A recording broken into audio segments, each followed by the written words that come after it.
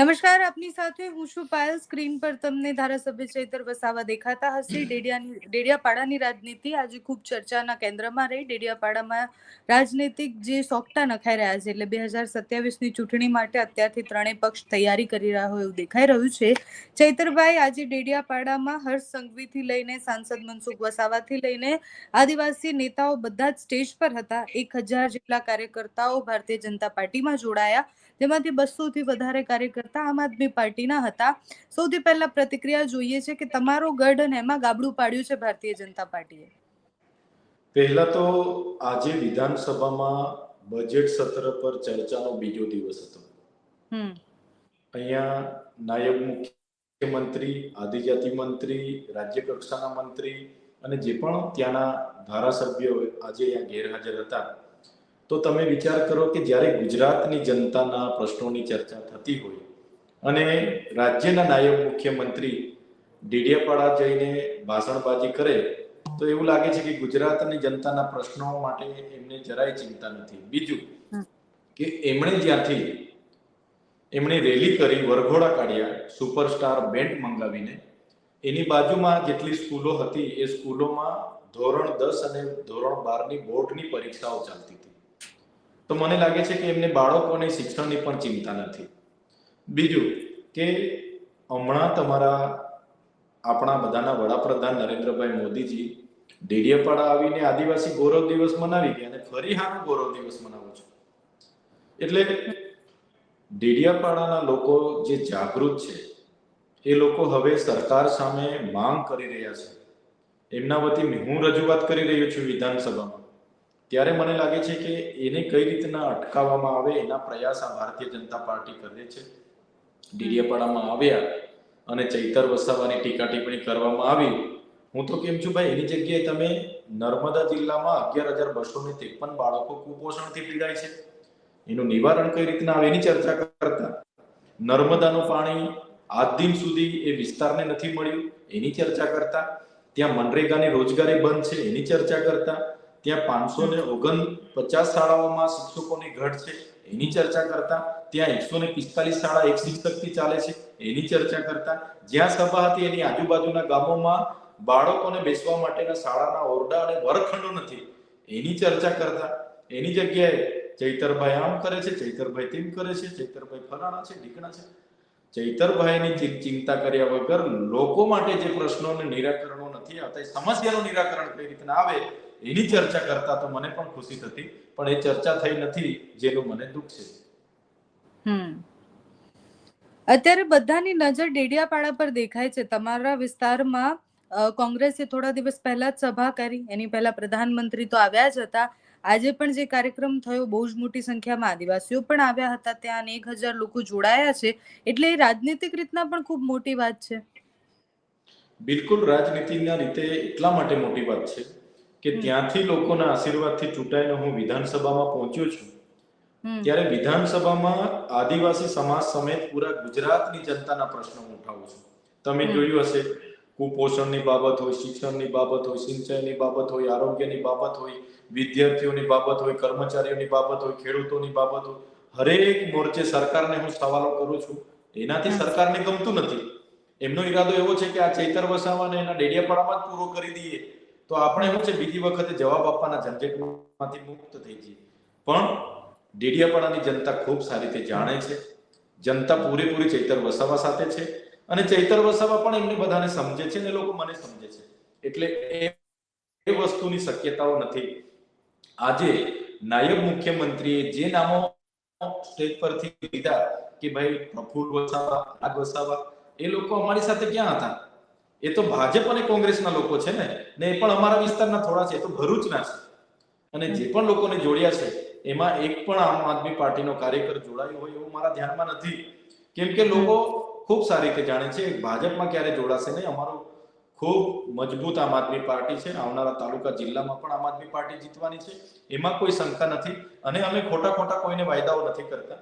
અમારાથી જેટલી થાય એટલી જ અપેક્ષાઓ અમે આપીએ છીએ, એટલા માટે લોકો અમારી સાથે છે. તો હર્ષભાઈએ કીધું કે 200 આમ આદમી પાર્ટીના કાર્યકર્તા જોડાયા છે, તો આમ આદમી પાર્ટીમાંથી કોઈ નથી જોડાયું. તમે એમ કહી રહ્યા છો કે એક પણ નથી જોડાયા. જે 200 કાર્યકરોની નાયબ મુખ્યમંત્રી નામ લે છે, હું તો એમને કેમ છું 20 જણાના ફોટા અને નામ સાથે જાહેર કરો. 20 જણ અમે માની જઈશું કે ભાઈ 20 અમારા ગયા હતા. બિલકુલ જ નથી. બસ વાતો કરવી છે એમની. માહોલ કે ભાઈ આદિવાસી વિસ્તારમાં ચૈતરભાઈના ગઢમાં અમે આ ગાબડું પાડ્યું એવો માહોલ બનાવવાનો છે. એવું કઈ થયું નથી. અમારું સંગઠન, અમારા કાર્યકર્તા એ ક્રાંતિકારી કાર્યકરો છે. પોતાની પરિવારના જોખમે મારી સાથે જોડાયેલા છે અને લડે છે. એ સાચી વાત હોય, સ્વાભિમાનની વાત હોય તો એ લોકો આગળ આવીને સરકારમાં પણ રજૂઆત કરે છે. એ લોકો ક્યારે વિચારધારાને મૂકીને ભારતીય જનતા પાર્ટીમાં જોડાયેલ નથી. કેમ કે ભાજપના 7 ટર્મના સાંસદ મનસુખભાઈના પોતાના ગામનો રસ્તો એમની સરકારમાં એ જો ના બનાવી શકતા હોય, જૂના રાજનો રસ્તો એમનાથી ના બની શકતો હોય, તો ભાજપમાં જોડાઈને શું કરવાનું છે અમારે વન અધિકાર અધિનિયમના જે બાકી સનતો નથી સરકાર આપી રહી, અમને નર્મદાનું પાણી નથી આપી રહી, અમને શિક્ષકો નથી આપી રહી, સબવાહિની, સીટી સ્કેન, સોનોગ્રાફી જેવા સાધનો નથી આપી રહી, તો એ સરકારમાં જોડાઈને અમારે શું ઉદ્ધાર કરવાનો છે? એટલે કોઈ જોડાવાનું નથી. આ તો ચૂંટણી આવવાની છે એટલે માહોલ બગાડવા માટે, લોકોને ગુમરાહ કરવા માટે આ લોકો આવ્યા છે એવું માનું છું. આજે સ્ટેજ પરથી જેટલા પણ નેતાએ ભાષણ આપ્યા એ બધા જ નેતાએ ચૈતર વસાવા પર પ્રહાર ખૂબ કર્યા. એટલે ચૈતર વસાવા આદિવાસીને ભોરવે છે, ખોટી વાત કરે છે. ડેપ્યુટી સીએમએ તો વિધાનસભામાં તમારી સાથે જે સવાલ જવાબ થયા એની બધી પણ વાત કરી. બધાના કેન્દ્રમાં ચૈતર વસાવા છે અત્યારે. ચૈતર વસાવા જે આદિવાસી સમાજને જાગૃત કરે છે, આદિવાસી સમાજમાં જે એકતા આવી રહી છે, એના કારણે આ લોકોને ડર છે. કેમ કે બંધારણના અધિકારો આ લોકોએ આપ્યા નથી ને, એ માગે છે. જે જમીનો સંપાદન થઈ છે એનું વળતર માંગે છે, ડેમોમાં જમીનો ગઈ છે એનું વળતર માંગે છે. ત્યારે સરકારને હવે ખબર પડી છે કે આને કંઈ પણ થાય તો એને તોડો, એના માણસોને ને એમને અટકાવો, ખોટા કેસ કરો, જેલો કરો. હર્ષભાઈ સંઘવી ગૃહની વાતો કરતા હોય તો ગૃહમાં તો મેં એમને કીધું છે, ભાઈ તમે ગૃહમંત્રી છો, તમારા પોલીસ દ્વારા ખોટું સોગંદનામું રજૂ કરીને મને ડેડિયાપાડામાં જવા માટે પ્રતિબંધ ફરમાવેલી છે. હર્ષભાઈ સંઘવીએ મંચ પરથી મને મિત્ર કરીને એમણે વાત મૂકી છે સારું લગાડવા માટે.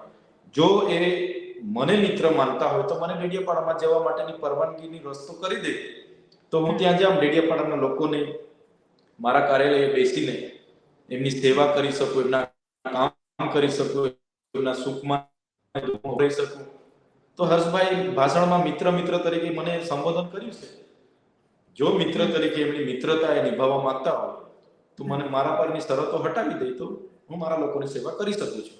માત્ર વાતો કરવાથી એનું નિવારણ નથી આવવાનું. જે પણ વાતો થાય છે એનું અમલીકરણ કરવું જરૂરી છે, જે આ સરકારમાં થતું નથી.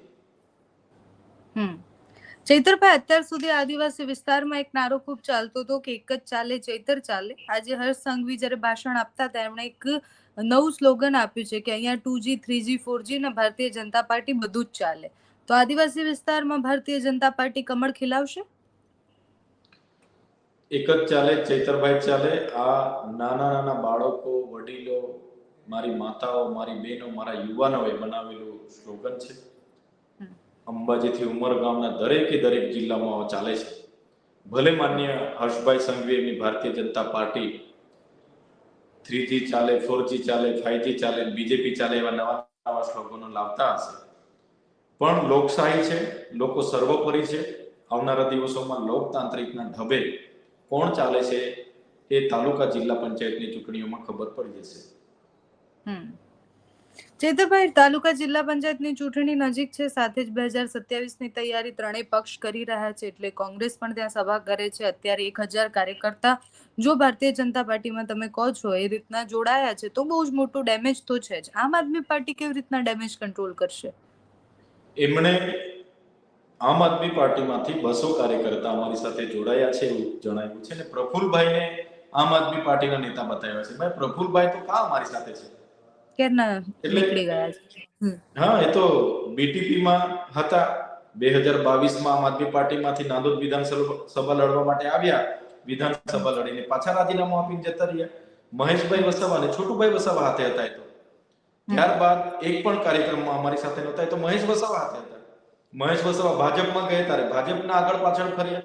મહેશ વસાવા કોંગ્રેસમાં ગયા ત્યારે આજ રાજ વસાવા અને આજ પ્રફુલભાઈ મહેશભાઈની આગળ પાછળ ફર્યા અને આજે પાછા ભાજપમાં જોડાય. એટલે લોકો એવા લોકોને ઓળખે છે જે લોકોના નામ લેવા અને એમની ઉલ્લેખ કરવા પણ હું માંગતો નથી, કેમ કે મારા પર જ કિચડ ઉછળે એવું મને લાગે છે કે કિચડમાં પથ્થર નાખવાથી કિચડ આપણી પર જ પડશે, એના કરતા નામ લેવા પણ લાગતું નથી. એવા લોકો તો ફરી ભાજપમાં વર્ષ પછી પાછા કોઈ નવી પાર્ટીમાં જોડે છે.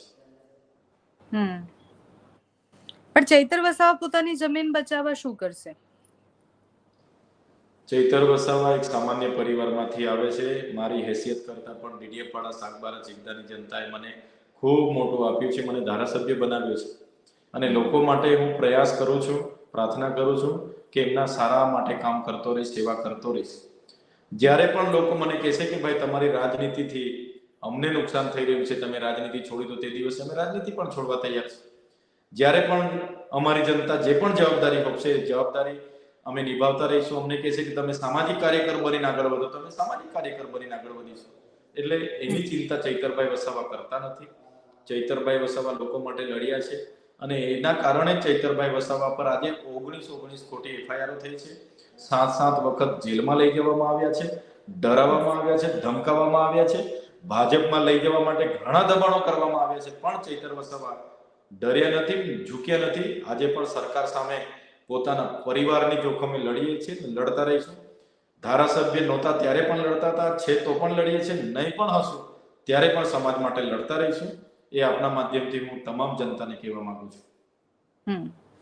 અને ગૃહમાં કયા પ્રકારના સવાલ આદિવાસી વિસ્તારો માટે પૂછાઈ રહ્યા છે?